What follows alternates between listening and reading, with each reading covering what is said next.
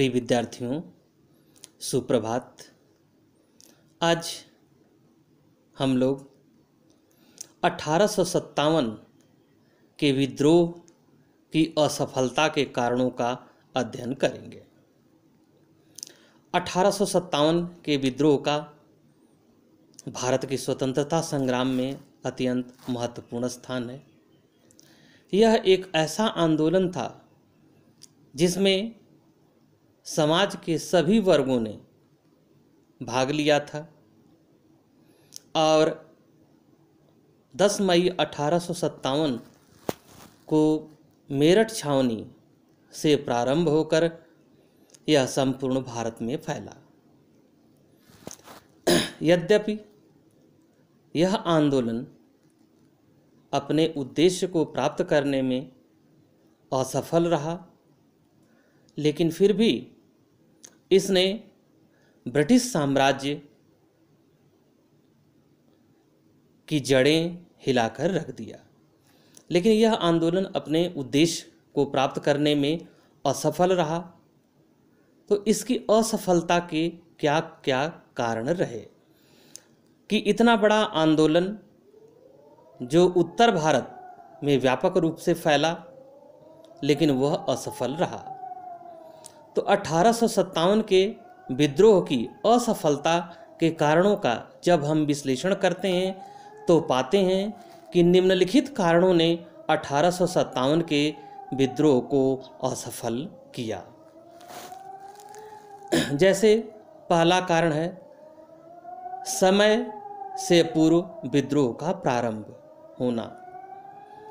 दूसरा महत्वपूर्ण कारण है कुशल नेतृत्व का अभाव। तीसरा कारण है देसी नरेशों का असहयोग। सिख तथा गोरखा रेजिमेंट का विद्रोहियों का साथ न देना और अंग्रेजों के पक्ष में युद्ध करना। नेक्स्ट कारण है दक्षिण भारत की निष्क्रियता। नेक्स्ट कारण है संगठन का अभाव। नेक्स्ट है उद्देश्य का अभाव। नेक्स्ट कारण है 1857 के विद्रोह का सीमित क्षेत्र में होना। अगला कारण है केनिंग का उदारवादी दृष्टिकोण। अगला कारण है संसाधनों का अभाव और अंग्रेजों के अनुकूल राजनीतिक परिस्थितियां। अब थोड़ा थोड़ा इसके बारे में जान लेते हैं कि कैसे इन कारणों ने विद्रोह को असफल किया। समय से पहला हमारा पॉइंट है समय से पूर्व विद्रोह का प्रारंभ होना। 1857 के विद्रोह की तिथि मई का अंतिम दिन निर्धारित किया गया था, लेकिन कुछ अति उत्साही युवकों ने विद्रोह को समय से पूर्व प्रारंभ कर दिया, जिसके कारण एक साथ संपूर्ण भारत में विद्रोह नहीं हुआ। यदि यह विद्रोह संपूर्ण भारत में एक साथ होता तो अंग्रेजों को इस विद्रोह का दमन करना आसान नहीं होता। जैसे प्रसिद्ध विद्वान मालेसन का कथन है कि यदि विद्रोह पूर्व निर्धारित तिथि के अनुसार 31 मई 1857 ईस्वी को एक साथ ही सभी स्थानों पर प्रारंभ हुआ होता तो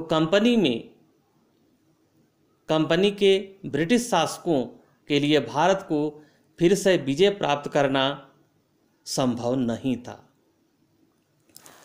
दूसरा कारण है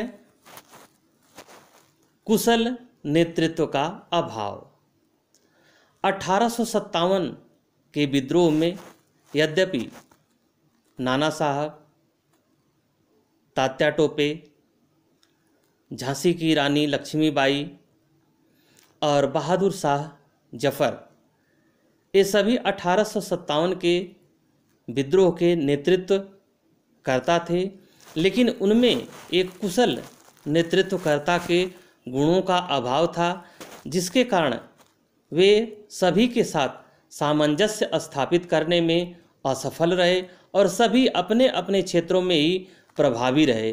तो यह कहा जा सकता है कि कुशल नेतृत्व का अभाव भी 1857 के विद्रोह की असफलता का एक महत्वपूर्ण कारण बनता है। अगला विद्रोह की असफलता का कारण है कि देशी नरेशों का असहयोग। इसका अर्थ यह है कि जो हमारे बड़ी रियासतें थीं, जैसे ग्वालियर के सिंधिया, हैदराबाद के निज़ाम, मैसूर के शासक, राजपूताना के शासक, सिख, गोरखे, इन सभी ने ब्रिटिश सरकार के पक्ष में युद्ध किया, न कि विद्रोहियों को। अतः यह कहा जा सकता है कि देशी नरेशों के असहयोग ने भी 1857 के विद्रोह को असफल होने में महत्वपूर्ण भूमिका निभाई। नेक्स्ट है सिखों और गोरखों का ब्रिटिश पक्ष में युद्ध करना। भारत में प्रमुख रूप से जो हमारी लड़ाका जाति के नाम से जाने जाते हैं, उनमें सिख, गोरखे, राजपूत और जाट प्रमुख हैं, जो अपनी शक्ति और वीरता के लिए संपूर्ण भारत में तो जाने ही जाते हैं, लेकिन विदेशों में भी ये अपनी प्रसिद्धि के लिए जाने जाते हैं। लेकिन 1857 के विद्रोह में सिख रेजिमेंट और गोरखा रेजिमेंट ने विद्रोहियों का साथ न देकर के ब्रिटिश सरकार की तरफ से युद्ध लड़ा और विद्रोहियों का बुरी तरीके से दमन किया। यदि सिख और गोरखा रेजिमेंट विद्रोहियों के साथ मिल जाती या विद्रोही सैनिकों के साथ मिल जाते, तो कहीं न कहीं 1857 के विद्रोह का परिणाम कुछ और होता और ब्रिटिश सरकार को भारत से भागने पर मजबूर होना पड़ता। दूसरा कारण है दक्षिण भारत की उदासीनता। 1857 का विद्रोह मुख्य रूप से उत्तर भारत और विशेष करके उत्तर प्रदेश और बिहार में ही अपने पूर्ण रूप में था और दक्षिण भारत पूरी तरीके से निष्क्रिय था। इसलिए अंग्रेजों को उत्तर भारत में विद्रोहियों का दमन करना आसान हो गया, क्योंकि दक्षिण भारत इसके साथ सहयोग नहीं कर रहा था। दक्षिण भारत पूरी तरीके से इस आंदोलन से विरत था, जिसके कारण 1857 का विद्रोह असफल रहा। फिर संगठन की कमी। विद्रोहियों में संगठन के स्तर पर भी व्यापक कमी थी। इनके बीच आपस में कोई तालमेल नहीं था और आपसी सामंजस्य नहीं था। कोई अवध के लिए लड़ रहा था, तो कोई झांसी के लिए लड़ रहा था, तो कोई पेंशन पाने के लिए लड़ रहा था और भिन्न भिन्न क्षेत्र के सैनिक लोग थे, जिनके कारण इनमें आपसी सूझबूझ, समझ और सामंजस्य का अभाव था, जिसने भी 1857 के विद्रोह को असफल किया। क्योंकि ये लोग क्षेत्रीय स्तर पर ही एक नेतृत्वकर्ता के रूप में अपने कार्यों को अंजाम दे रहे थे और वहाँ पर वे प्रभावी थे, लेकिन राष्ट्रीय स्तर पे इस प्रकार का कोई हमें उदाहरण नहीं मिलता। अतः संगठन की कमी ने भी 1857 के विद्रोह को असफल किया। उद्देश्यों और लक्ष्यों की कमी। 1857 के का विद्रोह तो प्रारंभ हो गया, लेकिन इसका कोई उद्देश्य नहीं था कि यदि हम इस युद्ध में जीत जाते हैं तो आगे की हमारी क्या रणनीति है, क्या हमारा प्रशासनिक स्वरूप है, किस प्रकार का शासन होगा, किस प्रकार की हमारी सोच होगी, किस प्रकार का हम एक प्रशासनिक ढांचा निर्मित करेंगे। तो इस प्रकार 1857 के विद्रोह में उद्देश्य और लक्ष्यों की कमी ने भी इसे असफल बनाया। फिर क्षेत्रीय स्तर पर विद्रोह का होना। 1857 का विद्रोह एक क्षेत्रीय विद्रोह बन करके रह गया, क्योंकि इसमें संपूर्ण भारत के लोगों ने भाग नहीं लिया और जिन लोगों ने भाग लिया वे खुद के क्षेत्र तक ही सीमित रहे। अतः क्षेत्रीयता भी कहीं न कहीं 1857 के विद्रोह को असफल बनाने में अपनी महत्वपूर्ण भूमिका निभाती है। फिर केनिंग, लॉर्ड केनिंग, जो 1857 के विद्रोह के समय भारत का गवर्नर जनरल था, उसकी उदारवादी नीतियां ने भी विद्रोह को शांत करने में महत्वपूर्ण भूमिका निभाई। उसने विद्रोहियों को क्षमा करने की नीति का पालन किया, जो उस समय की परिस्थिति के अनुसार उचित भी था।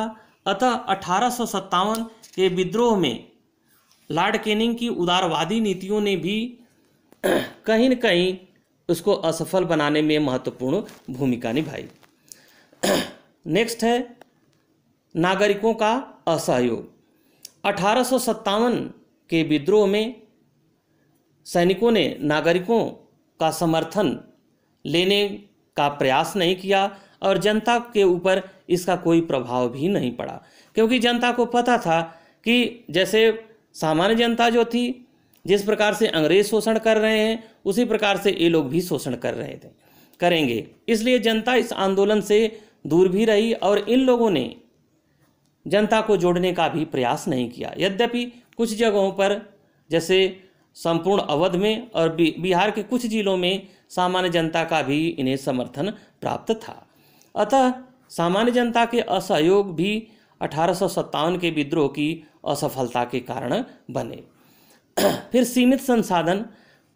भारतीय विद्रोहियों के पास संसाधनों का अभाव था, जबकि अंग्रेजों के पास उच्च कोटि के हथियार थे, गोला बारूद था, तोपखाना था, जबकि भारतीयों के पास सामान्य से हथियार थे और कितने देर तक वह मुकाबला कर सकते थे।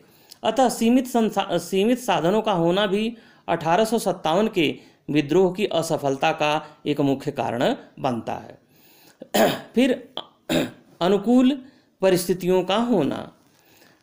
1857 के विद्रोह के समय अंग्रेजों के साथ अनुकूल परिस्थितियां थीं, क्योंकि विश्व स्तर पर यदि हम देखते हैं तो क्रीमिया का युद्ध बंद हो चुका था, चीन में दूसरा अफीम युद्ध भी ब्रिटेन जीत चुका था, जिसके कारण वह सारे मोर्चों से स्वतंत्र होकर सिर्फ और सिर्फ उसके सामने एक ही लक्ष्य था कि भारतीय विद्रोहियों का दमन करना।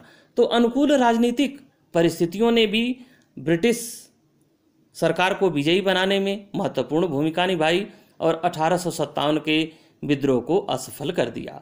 डाडवेल लिखता है कि विद्रोह मेरठ के गदर के परिणाम स्वरूप उभरा था और इस बात का कोई प्रमाण नहीं है कि नाना के सिवाय क्रांतिकारियों ने कोई योजना बनाई थी। अंग्रेजों को अपनी विजय पर पूर्ण विश्वास था, उन्हें केवल समय चाहिए था और सारी परिस्थितियां उनके अनुकूल रहीं। अतः यह कहा जा सकता है कि उपर्युक्त सभी कारणों ने मिलकर के 1857 के विद्रोह को असफल कर दिया। Thank you.